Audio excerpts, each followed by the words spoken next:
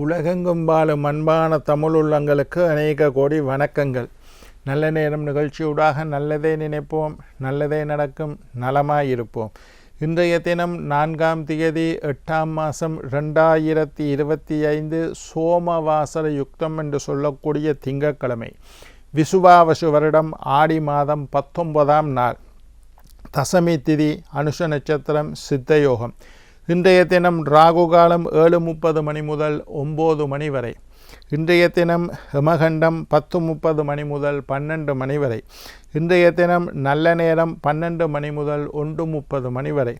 இன்றைய தினம் பரணி கார்த்திகை நட்சத்திரக்காரர்களுக்கு சந்திராஷ்டம தினம். என்ன நேர்களே, வாருங்கள் இனி இன்றைய தினத்திற்கான ராசி பலன்களை பார்க்கலாம்.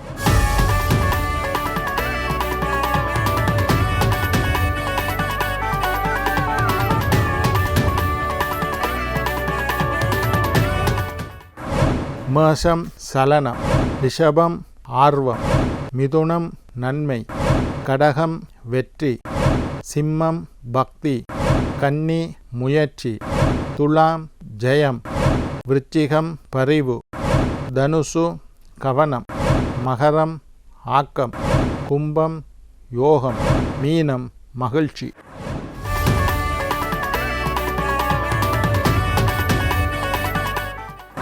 ஆன்மீக தகவல் பகுதியில் தொடர்ந்து உங்களை சந்தித்து வருவதில் மட்டற்ற மகிழ்ச்சி அடைகின்றேன். ஒவ்வொரு நாளும் ஒவ்வொரு புதிய அற்புதமான ஆன்மீக தகவல்களை உங்களோட பகிர்ந்து கொண்டு இருக்கிறேன். அந்த வகையில் இன்றைய தினமும் சில நல்ல விஷயங்களை உங்களோட பகிர்ந்து கொள்ளலாம் என்று காத்திருக்கேன். எங்களுடைய நிகழ்ச்சிக்கு நீங்கள் தரக்கூடிய ஆதரவு என்னை மகிழ்ச்சி அடைய செய்கின்றது. எங்களுடைய நிகழ்ச்சி சம்பந்தமாக ஏதாவது கேள்விகள் இருப்பின், ஆன்மீகம் சம்பந்தமாக, ஜோதிடம் சம்பந்தமாக, வாஸ்து சம்பந்தமாக ஏதாவது கேள்விகள் இருந்தால் அதையெல்லாம் நீங்கள் எங்களுக்கு எழுதி அனுப்புங்க. சக்தி டிவி நிகழ்ச்சி தயாரிப்பாளர், நல்ல நேரம் என்று கீழ்கண்ட முகவரிக்கு எழுதி அனுப்பினீங்கன்னா அதற்குண்டான பதில்களை எல்லாம் தொடர்ந்து வரக்கூடிய நிகழ்ச்சியில் நாங்கள் உங்களுக்கு தருவோம். சரி, இன்றைக்கு என்னத்தை பற்றி பார்க்க போகிறோம்னா, வாஸ்து சம்பந்தமான சில விஷயங்களை இன்றைக்கு பார்க்க போகிறோம். மெயினாக கேட்குற கேள்வி நிறைய பேர் கேட்கும், ராத்திரி நாங்கள் வீட்டில் தூங்கக்குள்ள எந்த பக்கம் தலை வைத்து படுக்க வேண்டும், எந்த பக்கம் படுக்கக்கூடாது என்று நிறைய பேர் கேட்குற கேள்வி.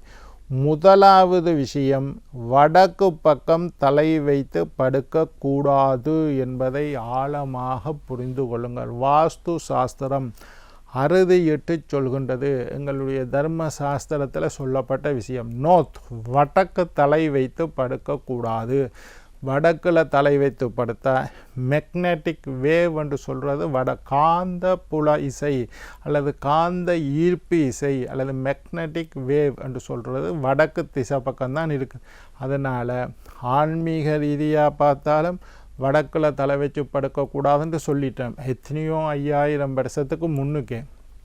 இப்போ விஞ்ஞானிகள் 1000 வருஷத்துக்கு முன்னுக்கு சொல்லியிருக்கிறோம் வடக்கு பக்கம் தலை வைத்து படுக்கக்கூடாது. விஞ்ஞான ரீதியாக பார்த்தாலும் வடக்கில் தலை வச்சு படுக்கக்கூடாது. காந்த ஈர்ப்பு திசை வடக்கு பக்கம், எப்போ ஒரு காந்தத்தை பிடிங்க வடக்கு பக்கம் தான் இழுக்கும். மெக்னட்டிக் வேவ் வடக்கு பக்கம் இருக்கிறதுனால தலை வைத்து படுக்கக்கூடாது என்று நவீன விஞ்ஞானமும் சொல்லுது. எங்களுடைய சித்தர்கள் 1000 வருஷத்துக்கு முன்னுக்கே வாஸ்து சாஸ்திரத்தில் வடக்கு பக்கம் தலை வைத்து படுக்கக்கூடாது என்று சொல்கிறது. மேற்கு பக்கம் அல்லது கிழக்கு பக்கம்தான் நல்லது. கிழக்கு மேற்காக தலை வைத்து படுக்க வேண்டும். ஒன்று கிழக்கில் தலை வைத்து மேற்கில் காலை நீட்டி படுக்கலாம், அல்லது மேற்கில் தலை வைத்து கிழக்கு கால் நீட்டி படுக்கலாம். வடக்கு தெற்காக, தெற்கு வடக்காக படுக்கக்கூடாது. கிழக்கு மேற்காக படுக்க வேண்டும், படுக்கக்கூடாது வடக்கு பக்கம். அப்போ எப்படி ஐயா படுக்கிறோம்னு கேட்டால், ஒன்று மேற்கு பக்கம் தலை வைத்து படுக்க வேண்டும், அல்லது கிழக்கு பக்கம் தடை வைத்து படுக்க வேண்டும். இதிலையும் சூட்சுமமாக இருக்குது. சூரியன் உதிக்கிறதுக்கு முன்னுக்கு நீங்கள் எழும்புவீங்களா இருந்தால் கிழக்கு தலை வச்சு படுங்கோ. 9 மணிக்கு தான் நான் எழும்புவேன்னுண்டா மேற்க தலை வச்சு படுங்கோ. கிழக்கு மேற்காக தலை வைத்து படுக்கலாம், வடக்கு தெற்காக தலை வைத்து படுக்கக்கூடாது. இது ஒரு சாத்திரம். சரி, இப்போ வாஸ்து முறைப்படி நாங்கள் மூலைகள் இருக்குது, வடக்கு பக்கம், கிழக்கு பக்கம், தெற்கு பக்கம், மேற்கு பக்கம், வடகிழக்கு, தென்மேற்கு, வடமேற்கு, தென்மேற்கு, இப்படி 8 திக்கு இருக்குது. இதில் எந்த இடத்துல படுக்கக்கூடாதுன்னு கேட்டால் அக்னி மூலை என்று சொல்லக்கூடிய தென்கிழக்கு மூலை, இதில் நீங்கள் படுக்கக்கூடாது. அதாவது வீட்டில் தென்கிழக்கு மூலையில் அடுப்படி வரலாமே தவிர பெட்ரூம் வரக்கூடாது என்று வாஸ்து சாஸ்திரம். அக்னி மூலைன்னு சொல்லுவோம். அக்னி மூலைன்றது எது? தென்கிழக்கு மூலையைத்தான் அக்னி மூலைன்னு சொல்கிறோம். தென்கிழக்கு மூலையில் அக்னி மூலையில் படுக்கக்கூடாது. எந்த பக்கம் தலை வச்சு படுக்கிறதா இருந்தாலும் அக்னி மூலையில் படுக்கக்கூடாது. அக்னி மூலை என்பது தென்கிழக்கு மூலையில் படுக்க ரூம் இருக்கக்கூடாது. அங்கே படுத்தீங்களா இருந்தால் நோய் வரும், குழந்தை பிறக்காது, மார்பு சம்பந்தமான நோய் வரும், குடும்பத்தில் ஒற்றுமை இருக்காது, கணவன் மனைவிக்குள்ள சண்டை. உங்களோட வீட்டில் நீங்கள் அக்னி மூலையில் பெட்ரூம் அமைச்சு அங்கே கணவன் மனைவி படுத்து வந்தால் குடும்பத்தில் பிரச்சனை வரும். அக்னி மூலையில் பெட்ரூம் அமைச்சு பிள்ளைகள் படுத்து வந்தால் அவர்களுக்கு கல்வி சிறக்காது. அக்னி மூலையில் எங்கட அப்பா தூங்குறாருன்னா அவருக்கு நெஞ்சு வலி வரும், நோய்கள் வரும். அக்னி மூலையில் எங்கட அம்மா படுத்திருக்காண்டா அவருக்கு கருப்பை சம்பந்தமான நோய்கள், குழந்தை தங்காது, கருச்சிதைவு ஏற்படும், கணவன் மனைவிக்குள்ள பிரச்சனைகள் வரும். அதனால் அக்னி மூலை படுப்பதற்கு உகந்த இடமல்ல. அக்னி மூலையில் படுக்கக்கூடாதுன்னு வாஸ்து சாஸ்திரம் சொல்லுது. படுக்கை அறையில் நல்ல காற்றோட்டம் இருக்க வேண்டும். அதனால தான் நான் தென்மேற்கு பருவக்காற்றுன்னு சொல்கிறது. தென்மேற்கு பருவக்காற்று. அதனால் மாஸ்டர் பெட்ரூம் எங்கே வைக்கணும்னா தென்மேற்கு மூலை, வடகிழக்குக்கு ஆப்போசிட் தென்மேற்கு மூலையில் வச்சா தான் தென்மேற்கு பருவக்காற்று. மாஸ்டர் பெட்ரூமில் நல்ல காற்றோட்டம் இருக்க வேண்டும். மாஸ்டர் பெட்ரூம் அடைச்சி கட்டிடாதுங்க, ஜன்னலே இல்லையா, ஏசி போடுறதுனால இப்போ அப்படி செய்யணும். ஆனாலும் காற்றோட்டம் இருக்க வேண்டும். தென்மேற்கு பருவக்காற்றுன்னு சொல்கிறது. காற்றோட்டம் மாதிரி இருக்கிற மாதிரி தென்மேற்கு பக்கம்தான் மாஸ்டர் பெட்ரூம் வைக்கணும். அப்போ எங்கே படுக்கக்கூடாது? அக்னி மூலையில் படுக்கக்கூடாது. எங்கே படுக்கணும்? தென்மேற்கு மூலையில் படுக்க வேணும். எங்கே தலை வைக்கக்கூடாது? வடக்கு பக்கம் தலை வைக்கக்கூடாது. எந்த பக்கம் தலை வைக்கணும்? தெற்கு மேற்காக படுக்கணும். இப்போ 4 விஷயத்தை உங்களுக்கு சொல்லு. படுக்கக்கூடாத இடம், வாஸ்து முறைப்படி படுக்கக்கூடாத இடம் அக்னி மூலை, தென்கிழக்கு மூலை. வாஸ்து முறைப்படி படுக்க வேண்டிய இடம் தென்மேற்கு மூலை. தென்மேற்கு மூலையில் வடக்கு தெற்கு தலை வைக்காமல் கிழக்கு மேற்கு தலை வைத்து தென்மேற்கு மூலை தான் மாஸ்டர் பெட்ரூம் இருக்கணும். அங்கே கணவன் மனைவி தங்கினா உங்களுக்குள்ள சண்டை வராது. அங்கே கணவன் மனைவி தங்கினால் குழந்தை பாக்கியம் ஏற்படும். பெற்றோர்களுக்கும் பிள்ளைகளுக்கும் நல்ல உறவு இருக்கும். வாஸ்து முறைப்படி செல்வம் தங்கும். நோயில்லாத வாழ்க்கை, நீண்ட ஆயுள், நிறைந்த ஆரோக்கியம், நீங்காத செல்வம் எல்லாம் கிடைக்கும். தென்மேற்கு மூலையில் மாஸ்டர் பெட்ரூம் வச்சு அங்கே கிழக்கு மேற்காக படுக்க வேண்டும். இது வாஸ்து சம்பந்தமான ஒரு முக்கியமான தகவலை சொல்லிட்டேன். ஈசானம் என்று சொல்கிறது. ஈசானம்ன்றதுங்க வடகிழக்கு மூலை.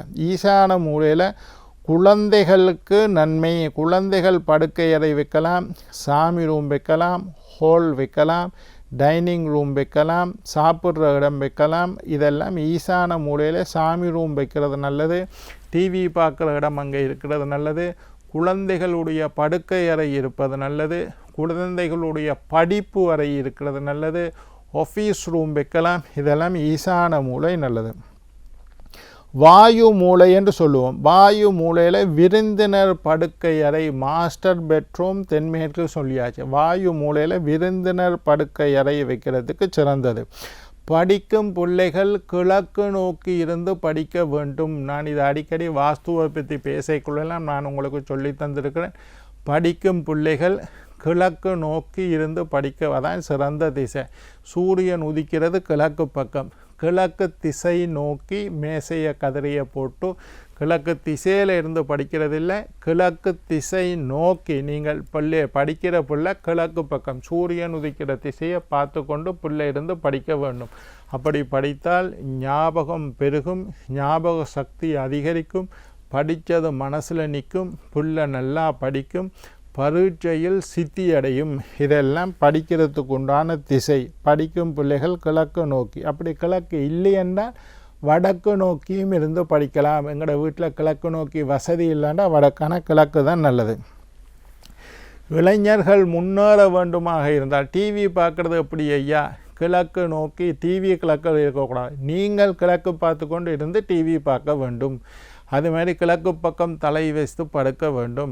சமைக்கிற பெண்கள் அக்னி மூலைன்ற இது தென்கிழக்கு மூலையில் அடுப்படி வச்சு கிழக்கு பக்கம் பார்த்து கொண்டு சமைக்க வேண்டும். கிழக்கு பக்கம் பார்த்து கொண்டு குளிக்க வேண்டும். கிழக்கு பக்கம் பார்த்து கொண்டு சமைக்க வேண்டும். கிழக்கு பக்கம் பார்த்து கொண்டு படிக்க வேண்டும்.